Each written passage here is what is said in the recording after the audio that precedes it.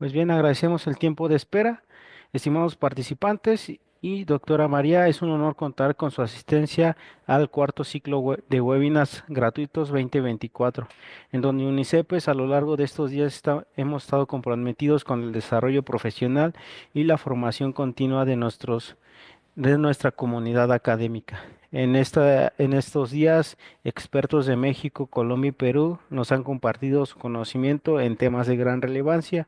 También antes de iniciar daremos algunos detalles. Invitamos a todas las personas que nos siguen en Facebook Live a registrarse en la sala de Zoom. Ya aparece en el post el enlace para que puedan ingresar directamente y disfrutar de una experiencia completa. Recordarles que al hacerlo podrán obtener una constancia de asistencia y participar en la sección de preguntas que será al finalizar la presentación de nuestra ponente.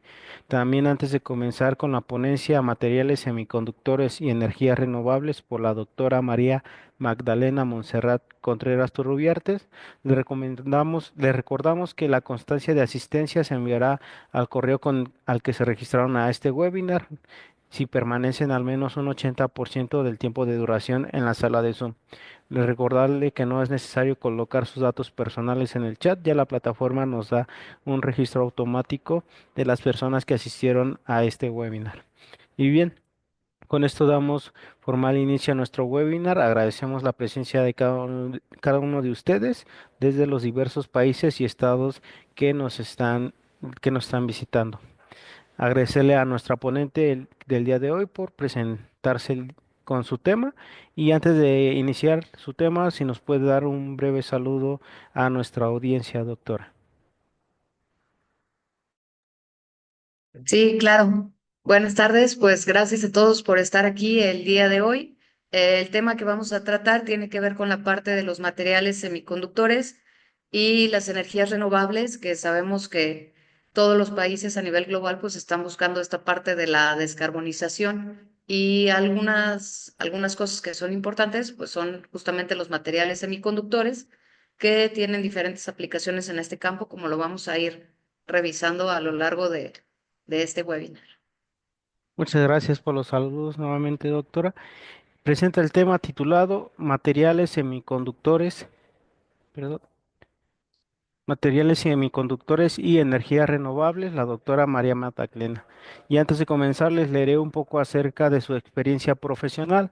Es una destacada académica e investigadora egresada de la licenciatura en física. Cuenta con la maestría en ciencias aplicadas con especialidad en nanotecnología y energías renovables. Cuenta con dos doctorados, uno en ciencias aplicadas y otro en educación. Ha realizado estancias de investigación en prestigiosas instituciones como la Pontificia Universidad Javeriana de Bogotá, Colombia, y la Universidad de Texas en El Paso de Estados Unidos. Su trayectoria académica está respaldada por más de 10 artículos científicos y 5 capítulos de libro en áreas como física, nanotecnología, ingeniería y STEM. Es miembro del Sistema Nacional de Investigadores del CONACYT y ha recibido reconocimientos como la patente Trayectoria de Éxito y el distintivo del programa Young Leaders for Education. Además, es fundadora del programa Piensa con Ciencia, una iniciativa orientada al fenómeno de la investigación científica. Actualmente se desempeña como profesora e investigadora a nivel superior, contribuyendo significativamente al desarrollo de la ciencia y la educación. Y es un gusto para nosotros contar con su presencia. Le cedo el micrófono, doctora María.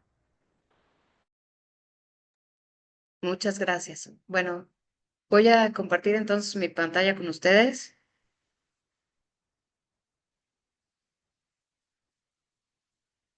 Ok, entonces, como comentaban hace un ratito, pues el tema del que vamos a hablar tiene que ver con los materiales semiconductores y las energías renovables. La plática se divide en algunas secciones.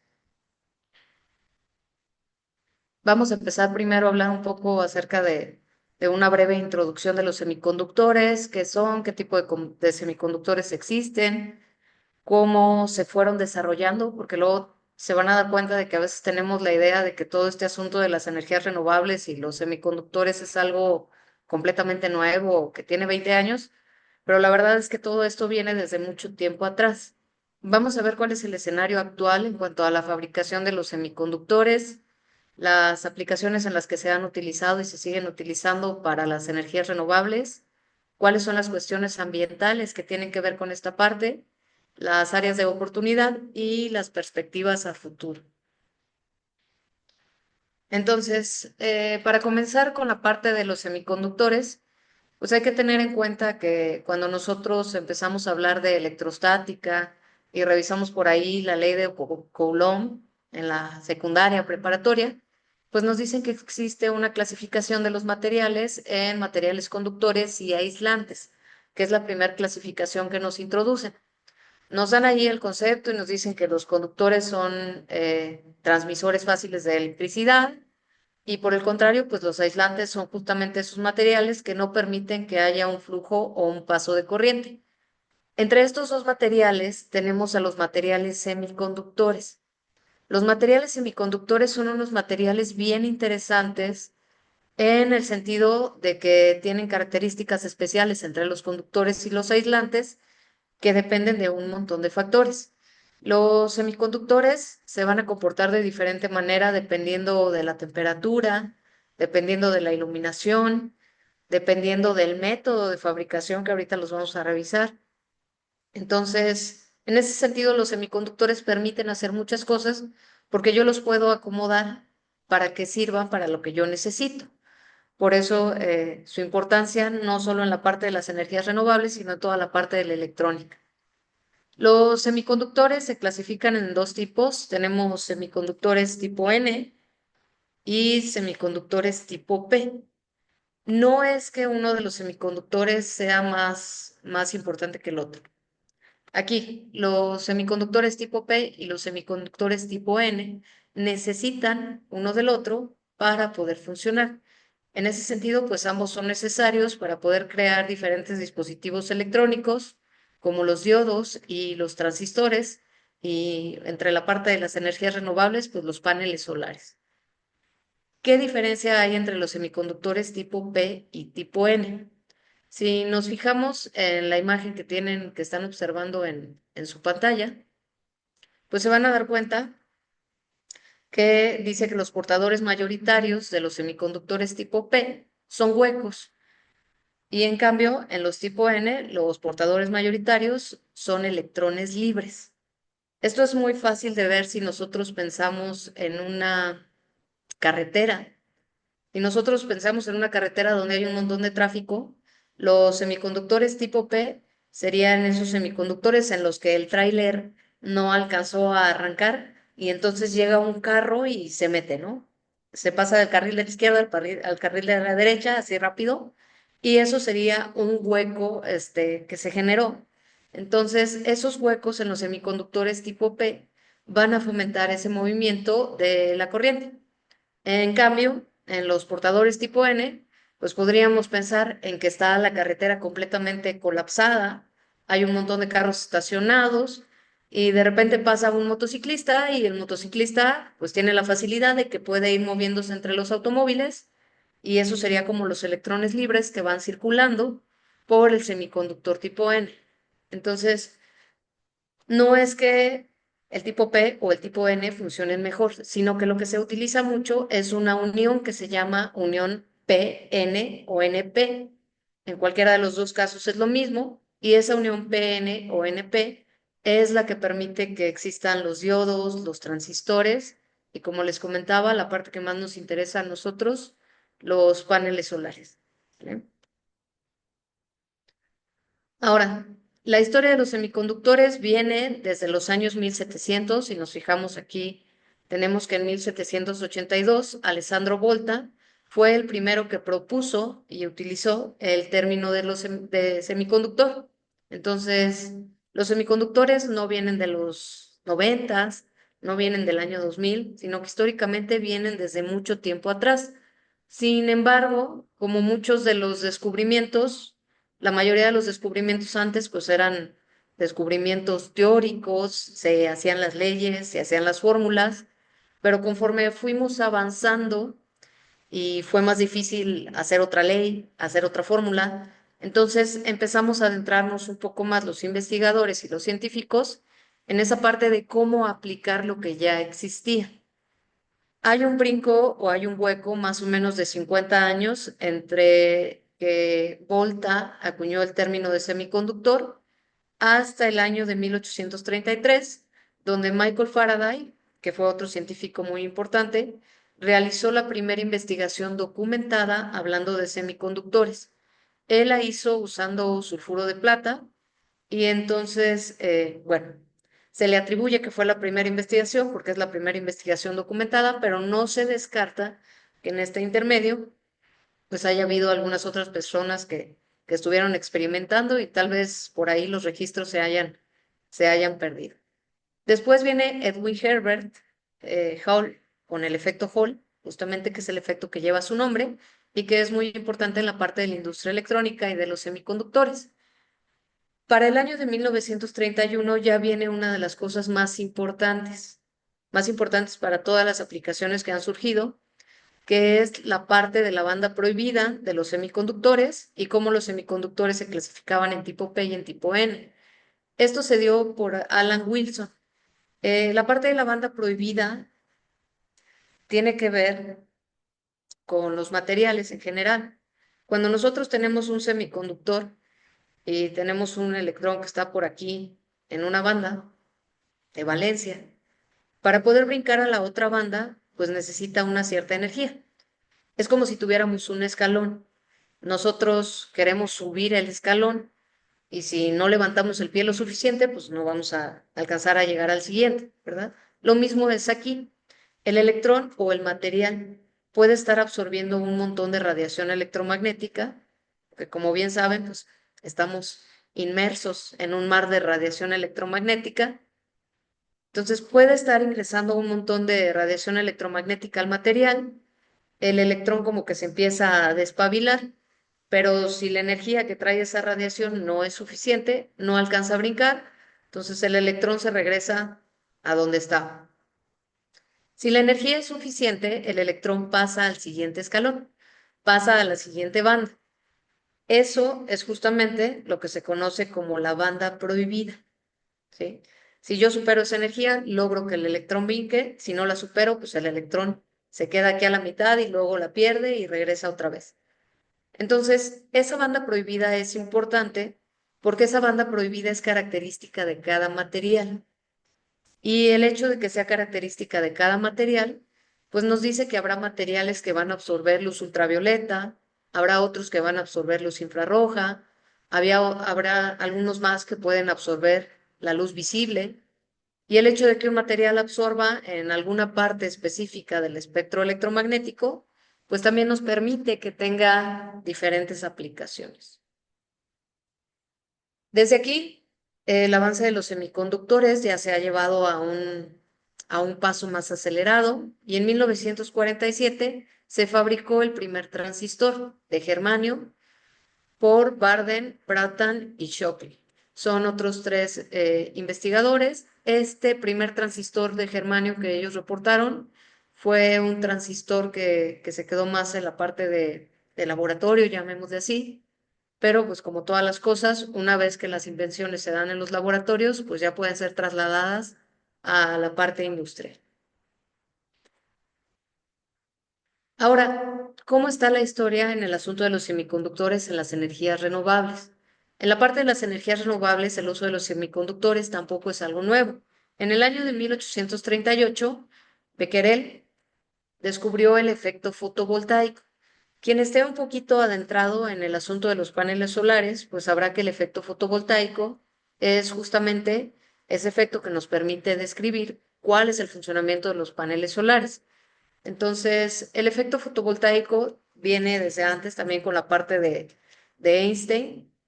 Y luego en 1883, Charles Fritz creó el primer panel solar. El primer panel solar, si ustedes tienen oportunidad de buscar la imagen por ahí, es un panel muy rústico, es una cosa gigante, está montada sobre unas tablas de madera que tienen diferentes, si le ponemos atención a las imágenes que hay, tienen diferentes niveles, ni siquiera está parejito el panel solar. Está ahí arriba de un techo, se le ven los cables por todos lados, pero pues fue el primer panel solar y es la base de lo que tenemos el día de hoy.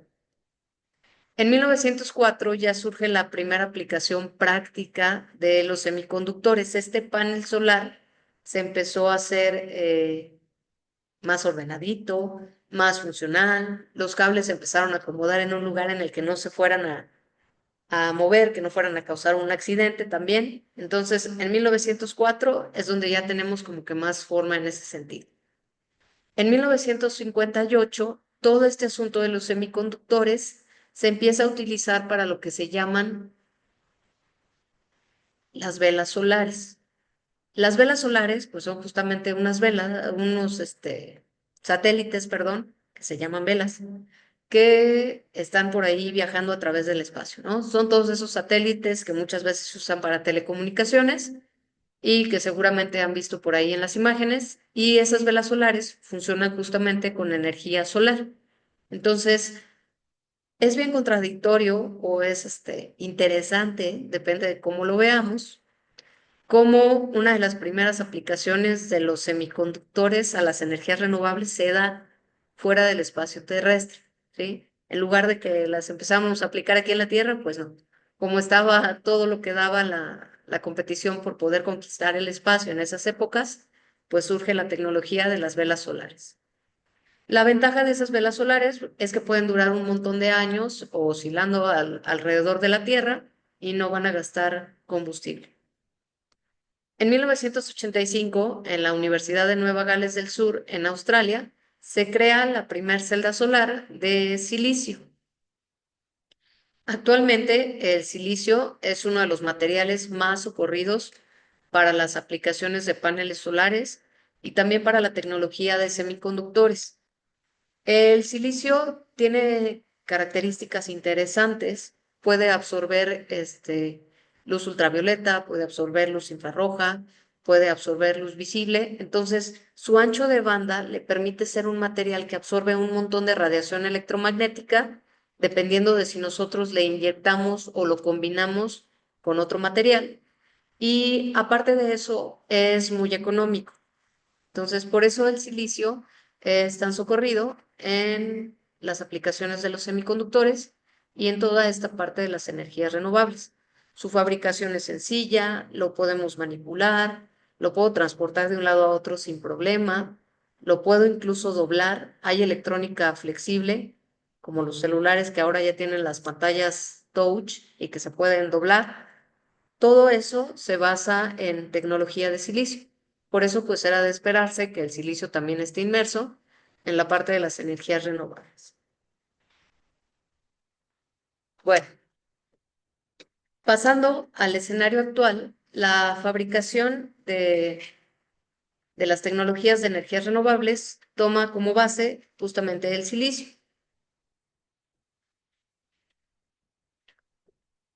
Lo que se hace es utilizar el silicio como un wafer o como una base. Y en el silicio se fabrican los materiales o se depositan los materiales semiconductores dependiendo de la aplicación específica para la cual yo lo quiera. Hay diferentes técnicas para poder aplicar estos materiales semiconductores o para poder depositarlos. Hay unas más caras, hay unas menos caras y cada una de ellas tiene sus características especiales.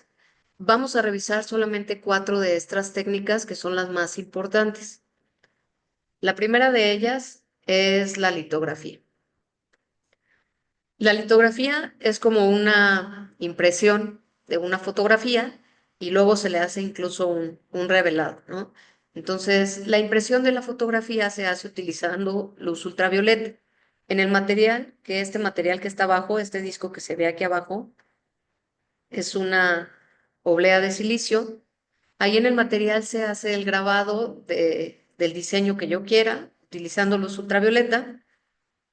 Y luego la placa que se obtiene se revela, se corta y ya tengo mi semiconductor para lo que yo lo quiera, ¿sí?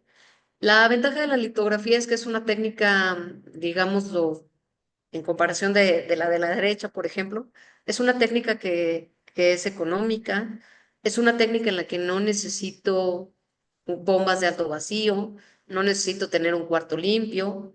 Entonces, en ese sentido, la litografía es como más accesible. Sin embargo, pues la litografía no es la mejor técnica para obtener semiconductores de alta calidad, justo por el hecho de que tal vez no tengo un cuarto limpio, una zona esterilizada o una bomba de alto vacío que me esté sacando todas las impurezas, pues la litografía se puede contaminar de una forma más sencilla.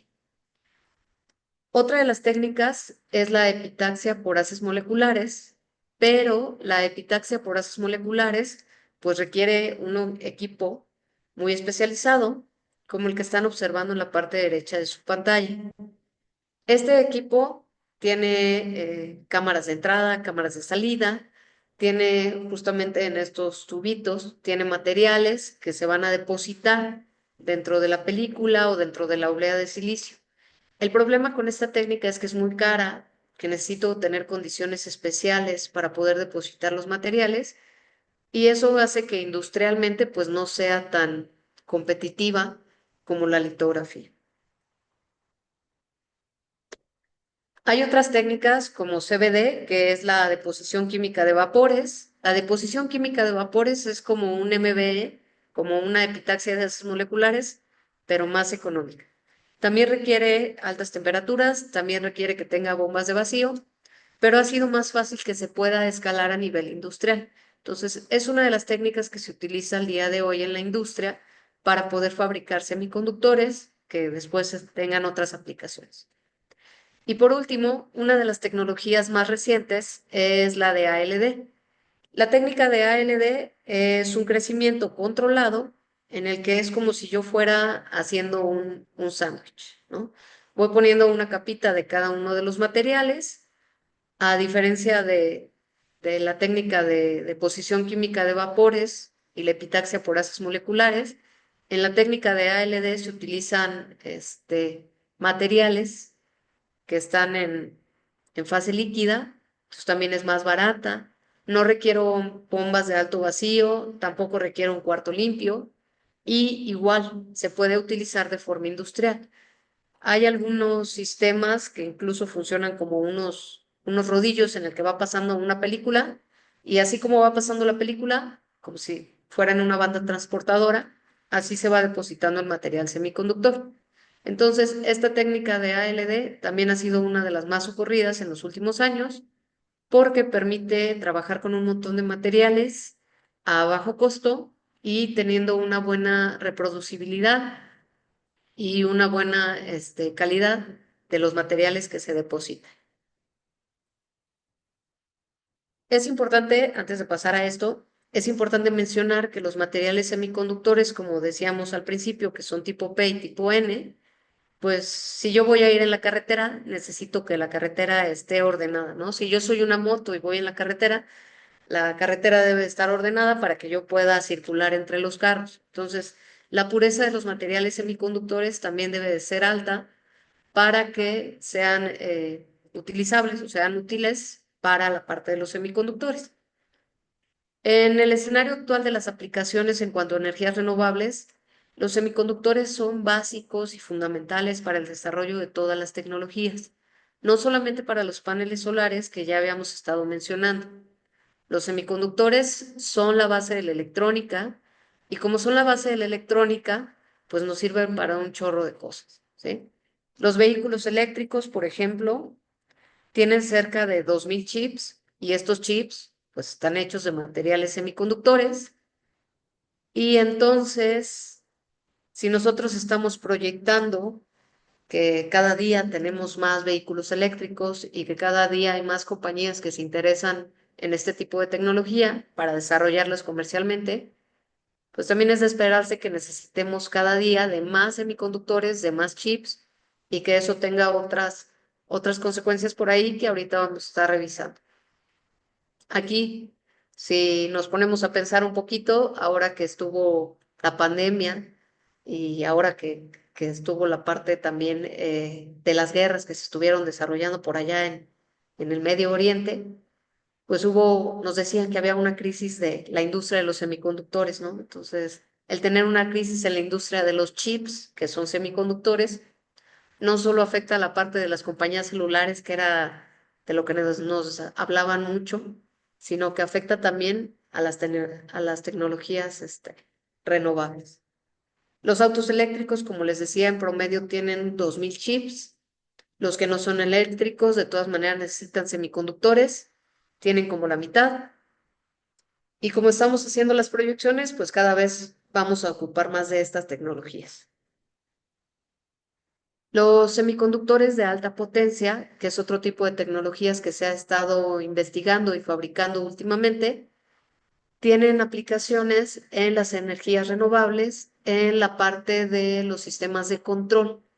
Aquí puse unos aerogeneradores, pero no solamente se utilizan en los aerogeneradores.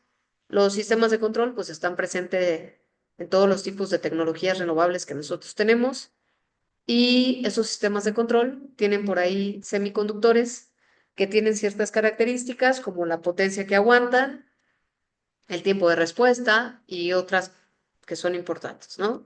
Entonces, los semiconductores de alta potencia también son claves para controlar la generación y la conexión de la energía desde las fuentes de energía renovable hacia la parte de la red eléctrica. Hay una tecnología que es la más nueva en este sentido, que son los tiristores integrados con puerta de enlace. Los tiristores integrados con puerta de enlace tienen esa característica de que aguantan un montón de potencia y el hecho de que puedan almacenar o de que puedan recibir más energía, pues también hace que esa energía que se está produciendo en los sistemas de energías renovables ya no se pierda, ¿no? Que yo pueda captar más energía, la pueda convertir en un lapso de tiempo muy corto y la pueda mandar a la red eléctrica para que se pueda utilizar en cualquier otro sistema. Además, la parte de los semiconductores, pues busca la miniaturización. Entonces, cada vez, igual que en los teléfonos celulares y en los demás electrónicos, los semiconductores que se diseñan para energías renovables cada vez tienden a ser más pequeños para que yo ya no tenga solamente aerogeneradores por ahí en las montañas o en los desiertos, sino que logremos tener aerogeneradores así como tenemos los paneles solares en la parte de arriba de mi casa o incluso, a lo mejor en un futuro lo vemos, pues arriba de mi vehículo, ¿no? Entonces, es algo bien interesante todo lo que está ocurriendo en este sentido.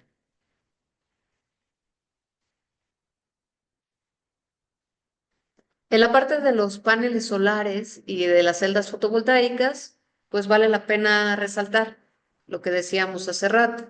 Las celdas fotovoltaicas se basan en un material semiconductor que es el silicio.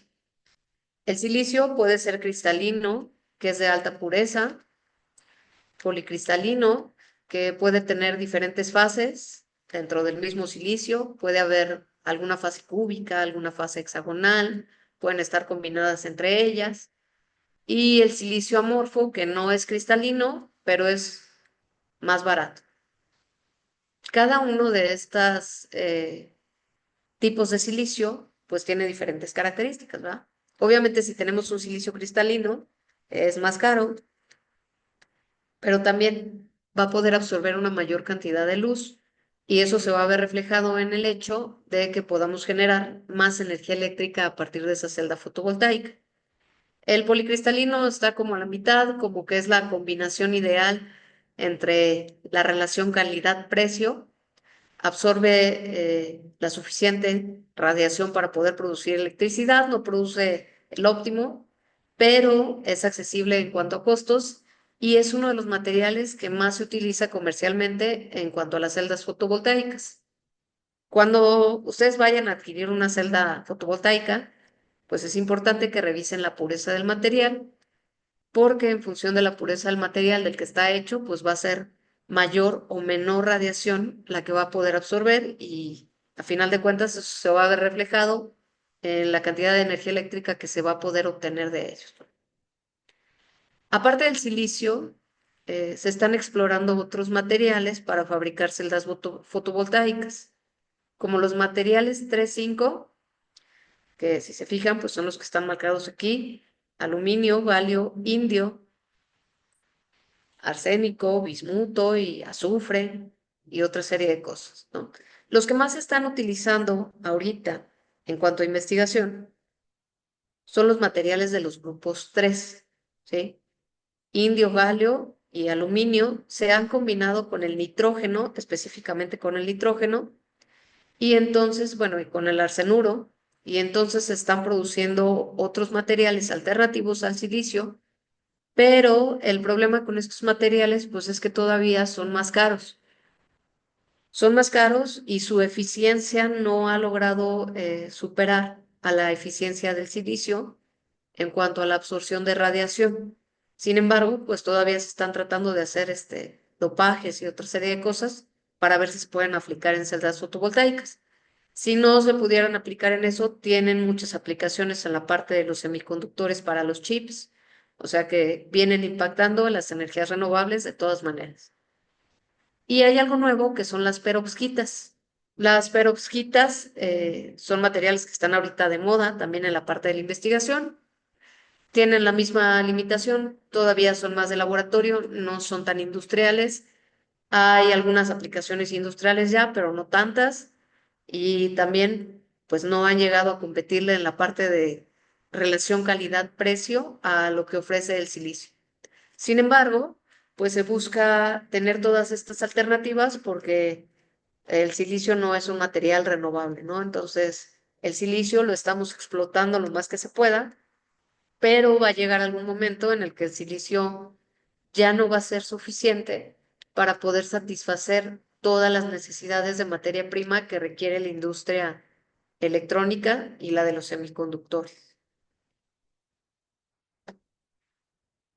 Ok, hasta aquí ya hablamos acerca de los semiconductores, de cuáles son, cómo se fabrican, cuál es el escenario en el que estamos respecto a las energías renovables, pero las energías renovables hay que verlas desde un punto de vista integral, ¿no? Las energías renovables no solamente es la energía que nosotros obtenemos cuando ya estamos usando un panel solar o cuando ya tenemos un aerogenerador, sino que hay que considerar todo lo que está alrededor para ver justamente pues qué tan renovables son, cuáles son los impactos ambientales que estamos teniendo y hacer como un balance, ¿sí? En el proceso de obtener la celda solar, pues estoy gastando energía, estoy requiriendo materiales, materia prima que tal vez no es renovable, estoy gastando agua para el proceso de fabricación. Entonces, realmente, ¿qué tan limpio es este asunto de las energías limpias, ¿no? En cuanto a los semiconductores, el proceso de fabricación de los semiconductores tiene un impacto significativo en el medio ambiente. Hay algunas personas que dicen o que mencionan, por ahí hay algunos autores, que incluso el proceso de los semiconductores pues no debería de estar ligado o considerado dentro de la parte de las energías renovables por todas estas cuestiones ambientales. Dentro de las principales cosas, ahorita las vamos a revisar más a fondo, se menciona que los semiconductores para su producción requieren un gran uso de recursos naturales y de energía, que por lo general es energía que no proviene de fuentes renovables. Además, el proceso de fabricación implica el uso de químicos que pueden ser tóxicos, pueden ser peligrosos, como el ácido nítrico y el ácido fluorhídrico. Entonces, ¿qué tan limpios son los semiconductores? Pues bueno, los semiconductores requieren mucha agua para su fabricación. Hay una fábrica de las más grandes de semiconductores que utiliza 10 millones de agua ultrapura al día. El agua ultrapura, como su nombre lo dice, pues es un agua de alta pureza que ya lleva unos filtrados previos y unos tratamientos previos. Y para poder producir 1 litro de agua pura, se necesitan 30 litros de agua normal.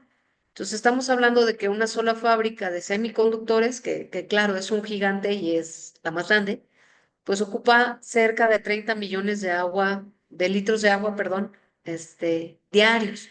Imagínense todo lo que podríamos hacer con 30 millones de litros de agua en otros campos, ¿verdad? Sin embargo, pues están destinando para la industria de los semiconductores. La parte del tratamiento de los residuos que se producen en las industrias de los semiconductores también es un problema.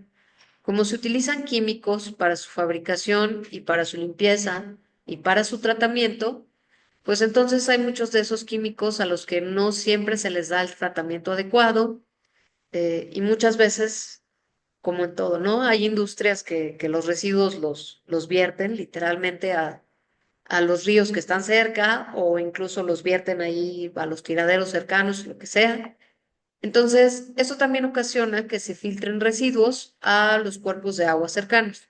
Esa agua se contamina, ya no es apta para el consumo humano, ya no es apta para el riego y eso también nos trae problemas. El proceso de reciclar los semiconductores es costoso y complejo, pero es una alternativa a la que nosotros deberíamos de ponerle un poco más de atención. Hace algunos meses estaba viendo por ahí algunos reportajes y algunos artículos en los que, por ejemplo, el oro. El oro, pues es un metal que está subiendo de valor diario. Cada vez es más difícil obtener oro, cada vez es más caro obtener oro. Pero si nosotros nos vamos a todos los residuos electrónicos, de todos esos residuos electrónicos podríamos sacar el oro que hay. No es mucho. Por cada chip o por cada televisión o por cada celular, pues vamos a obtener un poquito de oro, ¿verdad? Pero si nosotros hacemos ese proceso de reciclaje, pues podemos volver a utilizar ese metal y eso podría como que contrarrestar el asunto de la sobreexplotación que tenemos en la parte de la minería y también ayudar a que la industria de los semiconductores pudiera ser un poco más limpia. Sin embargo, obtener el oro de los 2 gramos que voy a sacar de oro de una televisión, pues es costoso, es complejo y muchas veces por eso no se hace. Los semiconductores también requieren un alto consumo energético para su fabricación. ¿Por qué? Por lo que mencionábamos hace rato. Las técnicas para fabricar los semiconductores, pues son técnicas especializadas que requieren ciertas máquinas. Muchas veces se requieren bombas de vacío. Las bombas de vacío, pues gastan luz. Se requieren, si hablamos de la epitaxia de haces moleculares, requiero subir la temperatura del químico para que se produzca el vapor y entonces haya ahí el haz molecular.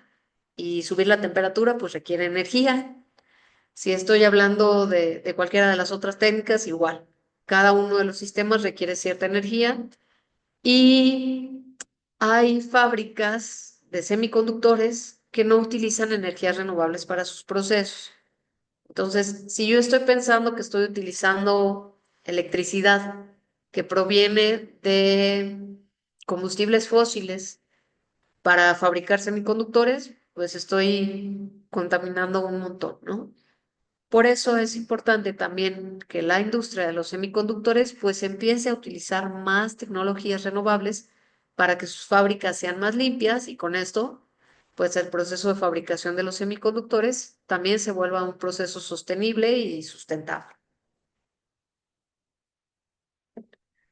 Esta fábrica es justamente una de las que les hablaba hace rato. Se llama Taiwan Semiconductor Manufacturing. Es un monstruo en cuanto a semiconductores, produce muchísimos semiconductores, está ubicada en Taiwán justamente, no, en Sri Lanka. Bueno, tiene sus bases y sus sucursales, pero la que están viendo aquí es de Sri Lanka y aquí ya están empezando a tener problemas. Dicen que toda el agua que se utiliza por ahí está yéndose para la parte de la industria para sostener a este gigante y entonces las personas que viven en ese lugar pues ya están empezando a tener problemas, ¿verdad? Están empezando a tener problemas con el agua, están empezando a tener problemas con la electricidad, porque yo creo que todos lo hemos vivido. Si va a haber apagones, pues por lo general se le da prioridad a las industrias, ¿no? Los apagones nos llegan a nuestra casa, pero es más difícil que afecten a las industrias.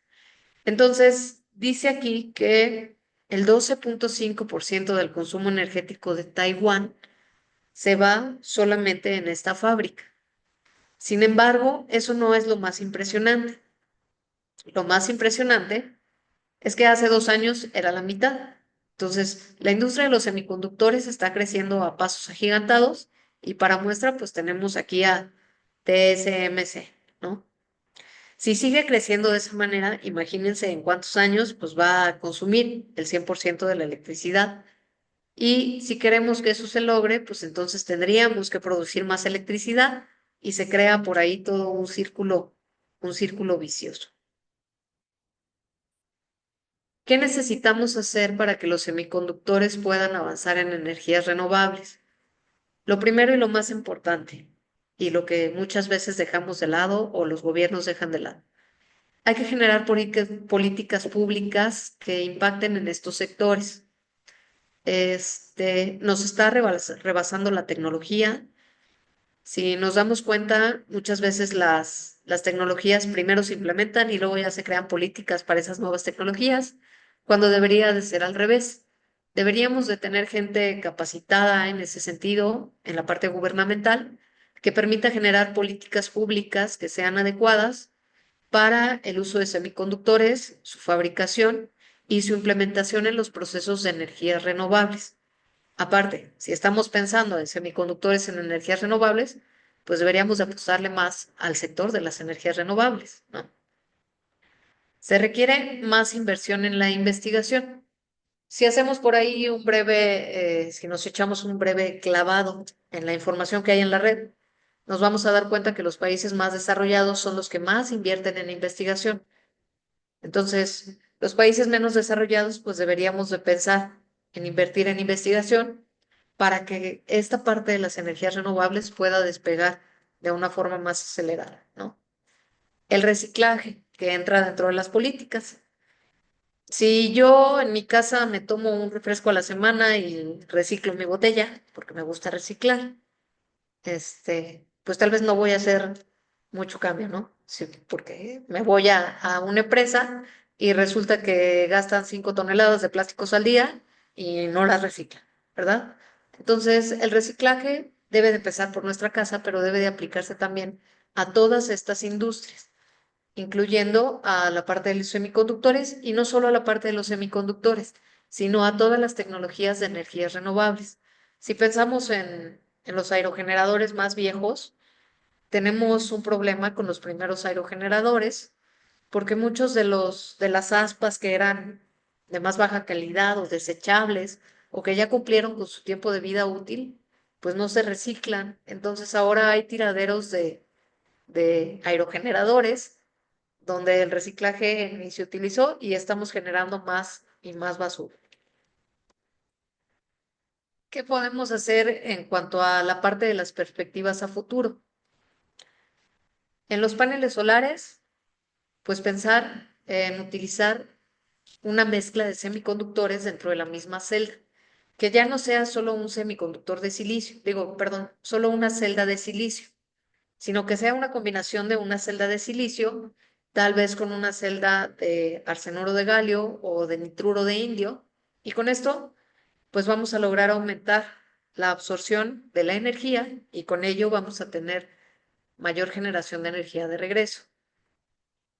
Proponer nuevos materiales alternativos que sean menos contaminantes, más abundantes y que también son semiconductores, como el cobre, el zinc, el aluminio, el hierro, el magnesio e incluso el azufre. Pensar en la miniaturización. Si los semiconductores son más pequeños, pues vamos a necesitar menos energía para producirlos, vamos a poder introducir más fácil las tecnologías renovables en todos lados. Ay, perdón. Y eso pues también nos va a ayudar a tener más energía renovable en menos espacio. La integración de los semiconductores y las energías renovables con la parte de la revolución 4.0 y todas esas cuestiones, ¿no? Si nosotros podemos manejar todo desde la nube y pensamos en conjuntar la tecnología inalámbrica con las energías renovables, pues vamos a tener un mejor rendimiento, una mejor funcionalidad y nuestros sistemas de gestión van a ser más efectivos. Y por último, tenemos el crecimiento del mercado, que ese es un hecho y que lo estamos viendo reflejado en el día a día. El crecimiento de la industria de los vehículos eléctricos nos va a ayudar en la parte de las tecnologías renovables, pero vamos a necesitar más semiconductores. La automatización industrial nos va a ayudar, aunque no lo veamos a simple vista, pero el hecho de que a lo mejor yo ya no tenga que ir a la oficina todos los días, sino que con la automatización pues puedo trabajar desde mi casa y solamente ir 2 días, pues me va a ayudar a generar menos contaminación y a contribuir al proceso de descarbonización.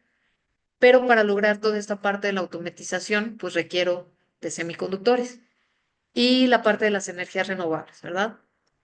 Todas las tecnologías de energías renovables van en crecimiento en menor o en mayor proporción. Y si pensamos en lo nuevo que se viene, que es la parte del almacenamiento de energía, pues también vamos a requerir nuevas alternativas de semiconductores que sean más compactos y que nos permitan almacenar una mayor cantidad de energía renovable para que todo ese sobrante o todo ese excedente que tengo ahorita de los paneles solares o de los aerogeneradores y que no tengo dónde almacenarlo, pues lo pueda guardar y usarlo después, ¿verdad? Entonces, en conclusión, la parte de los semiconductores y las energías renovables es algo que está en constante cambio, es algo a lo que se requiere más investigación, hay que generar nuevas políticas públicas, hay que pensar en nuevos materiales y hay que hacer sobre todo ese balanceo. ¿Qué tan sustentables, qué tan sostenibles son los procesos de generación de semiconductores y dónde tengo todas esas áreas en las que yo todavía no uso semiconductores para obtener energía renovable, pero que los puedo utilizar?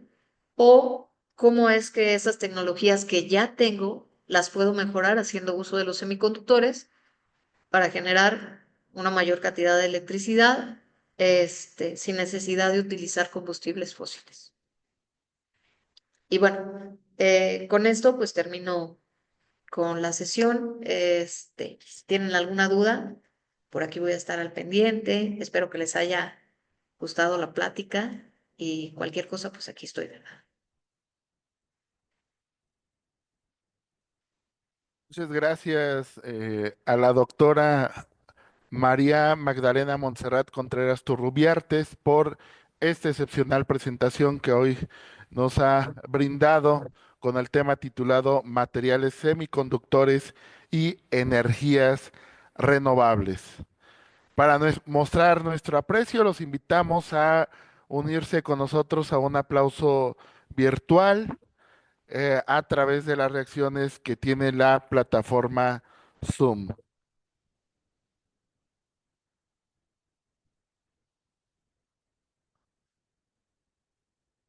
Muy bien, pues antes de abrir el espacio para las preguntas por parte de nuestros asistentes, pues nos complace presentar un video promocional de UNICEPES para conocer un poco más sobre nuestra institución y los programas que ofrecemos particularmente en el tema ambiental.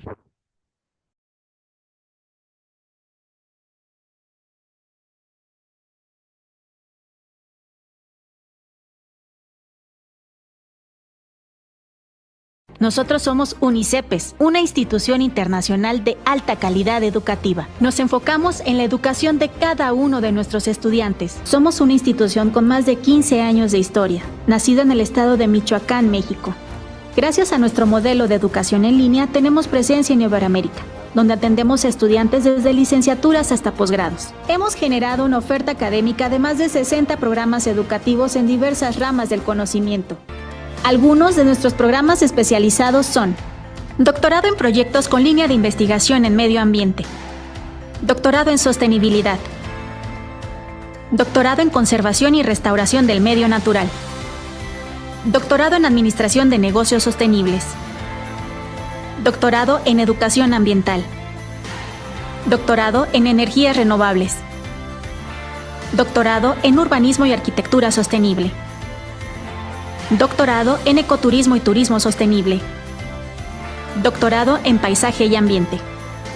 Las maestrías con temática ambiental son: Maestría en Gestión y Auditorías Ambientales, Maestría en Ingeniería y Tecnología Ambiental, Maestría en Gestión Integrada de Prevención, Medio Ambiente y Calidad.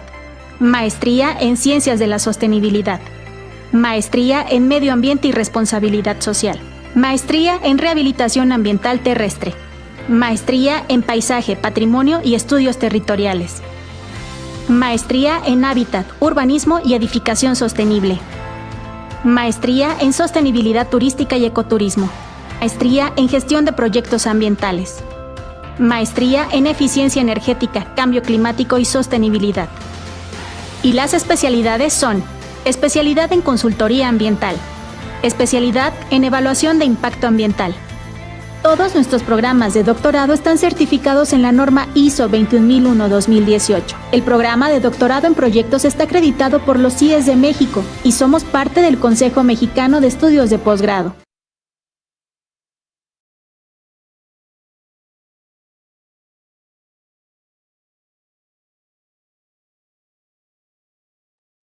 Muy bien, ahora sí vamos a abrir el espacio para las preguntas, que veo que ya hay algunos a través del chat, pero les recuerdo que para facilitar esta interacción pueden hacer uso de también de la sección de preguntas y respuestas que se encuentra aquí en Zoom, levantar la mano igualmente a través de la plataforma si alguien quiere participar de manera a micrófono abierto o en su caso, ya lo decía, a través del chat donde ya nos aparecen algunas preguntas, por lo cual me voy a permitir dar lectura a la primera de ellas.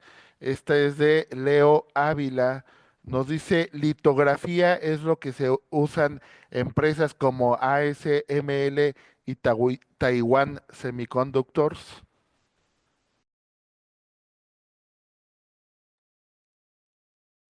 Ok, la litografía sí tiene aplicaciones industriales. El problema con los semiconductores que se producen utilizando litografía es que muchas veces no tienen la misma calidad que tienen los semiconductores que, que se fabrican utilizando otros métodos de deposición como el MBE o el CVD que revisamos hace rato. Pero sí, son más utilizados por la industria porque son más económicos, ¿no? Gracias. Muchas gracias, doctora.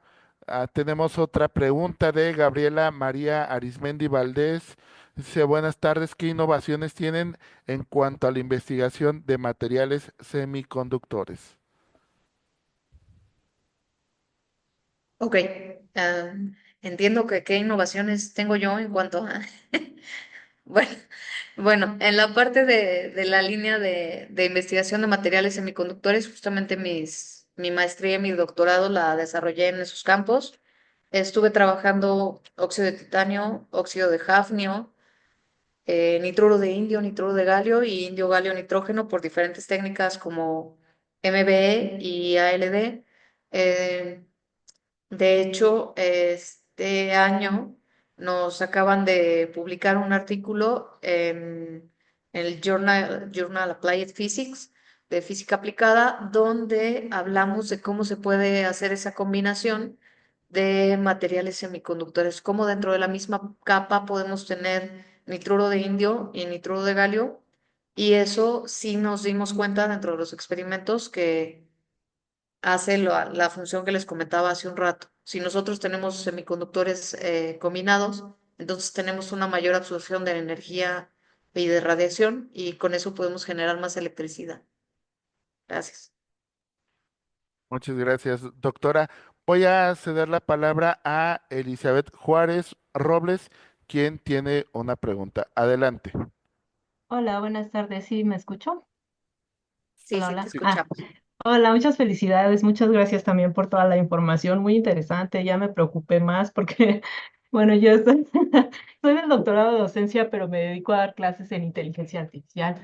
Entonces, por ejemplo, nosotros en computación, pues sabemos que los microprocesadores están hechos en gran parte de silicio y germanio, me parece, ¿no? Entonces, vemos ahorita que con el auge, con el boom de las inteligencias artificiales, pues están trabajando paralelamente los procesadores y supongo que todas las tecnologías se involucran, ¿no? Entonces, ya la había escrito, pero mi pregunta es muy ambigua. Entonces yo aquí quisiera saber si nos pudiera comentar algo respecto a estos consumos tremendos de agua y de energía, justamente porque cada pregunta al ChatGPT genera muchísimo recurso, ¿no? O demanda muchísimo recurso. Esa sería mi pregunta. No sé si me di a entender. Muchas gracias. Bueno, sí, el uso de los recursos por toda la industria, pues es impresionante, ¿no? El que nosotros tengamos crecimiento industrial dentro de las ciudades forzosamente requiere que tengamos mayor generación de energía eléctrica para poder surtir a todas esas industrias, pero la preocupación no es que necesitemos más energía, sino cómo estamos produciendo esa energía. Lo ideal sería que si se va a poner una nueva industria en la ciudad, pues la energía que se le proporcione venga de fuentes renovables. ¿Cuál es el problema? El problema es que en los países que no somos del primer mundo, pues muchas veces la producción de electricidad viene de fuentes renovables todavía, ¿no? Y entonces, aparte, no tenemos la tecnología o la capacidad dentro de la red eléctrica para dar servicio a todas esas industrias. Entonces, cuando empieza a haber problemas de suministro de electricidad, ¿no? Lo mismo sucede con el agua.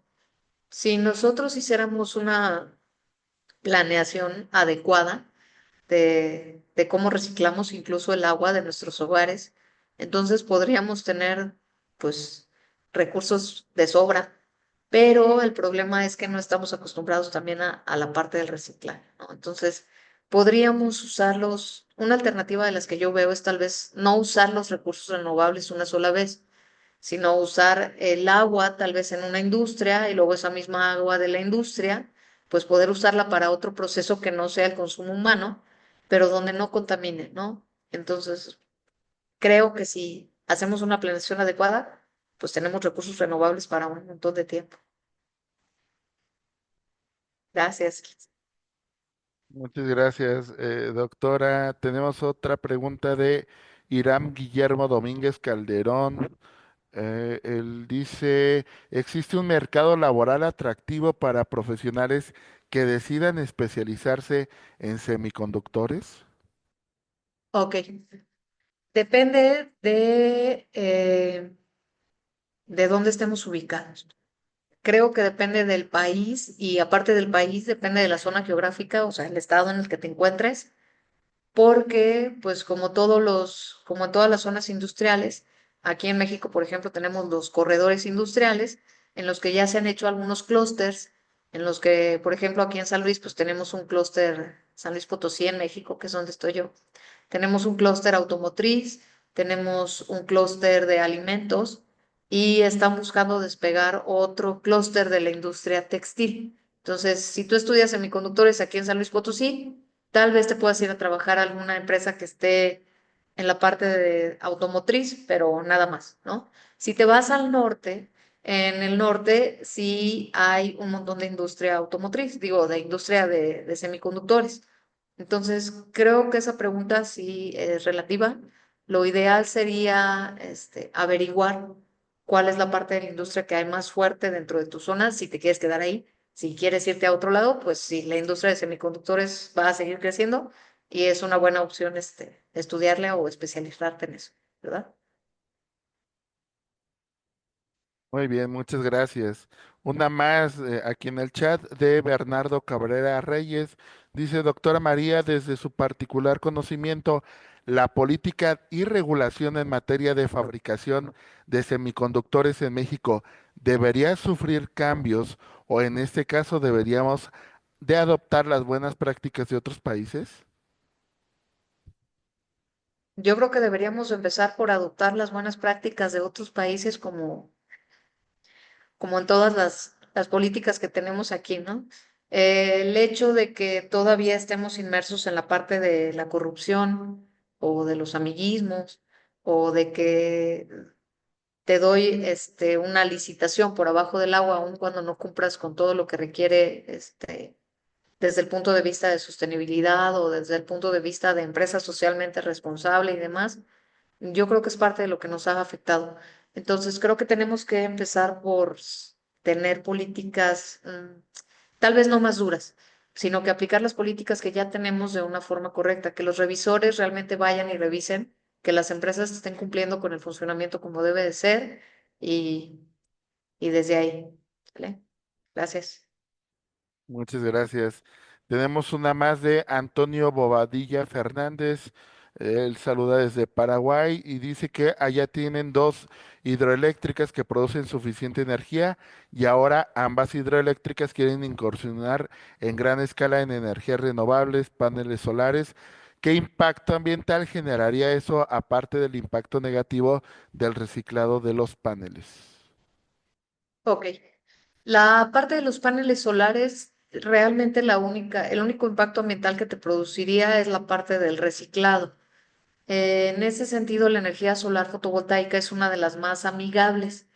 Porque, por ejemplo, si hablamos de aerogeneradores, los aerogeneradores pues sí te producen daños en la flora, en la fauna, en las aves que van por ahí pasando volando y entonces muchas veces chocan con las aspas y terminan extinguiéndose, pero los paneles solares tienen esa ventaja de que tú los puedes poner arriba de los techos, de los carros, de las carreteras, incluso si nos fijamos allá en Japón o en China, no recuerdo en este momento, pues ya los ponen hasta arriba de los ríos. Entonces, los paneles solares no tienen un gran impacto ambiental más que la parte del reciclaje, que es donde tal vez habría que generar primero las políticas públicas antes de que estas empresas incursionen así a gran escala en ese sentido. Muy bien, tenemos una pregunta más de Gabriela María Arismendi. Dice, sé de algunos elementos que se utilizan para sintetizar nuevos semiconductores como óxido de circonio y titanio. ¿Son buenos elementos para tal función? Óxido de titanio. El óxido de titanio es bueno como semiconductor, pero no tanto para la parte de las energías renovables. El óxido de titanio se ha utilizado históricamente para cuestiones de esterilización, por ejemplo, o para cuestiones de limpieza de agua. El óxido de titanio, por ejemplo, hay una aplicación en la que permite limpiar en Colombia, limpiar el agua que viene de la industria textil, que es una de las industrias más grandes que tienen allá y sale con colorante azul del pantalón de mezclilla. Entonces ellos limpian el agua utilizando luz del sol y óxido de titanio. Esa es una de las aplicaciones que puede tener. Y también el óxido de titanio, si nosotros le ponemos atención a los maquillajes, pues encontramos óxido de titanio ahí. Si le ponemos atención a las latas que se utilizan para almacenar la comida, también tienen óxido de titanio ahí. Entonces, el óxido de titanio, igual que el óxido de circonio y que los óxidos, se utilizan más como para este sentido de las bacterias, ¿no? De atacar a las bacterias y de crear espacios limpios, no tanto para la parte de energías renovables, pero sí son buenos porque todo este proceso de limpieza lo hacen utilizando luz del sol, entonces ya no se requiere luz ultravioleta. Muchas gracias. Tenemos una más del maestro Giovanni Moreno desde Colombia.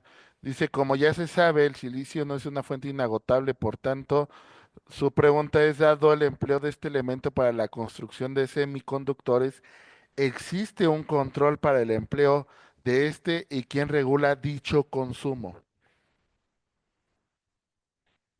Como todos los consumos, el asunto de cómo funciona una industria depende de las políticas públicas que existan en ese país.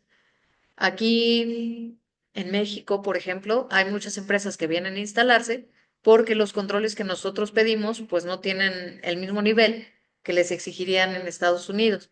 Entonces va a depender del país si existe una regulación para la explotación o para el uso de silicio para la producción de los semiconductores y qué tan dura o qué tan blanda es justamente esa regulación.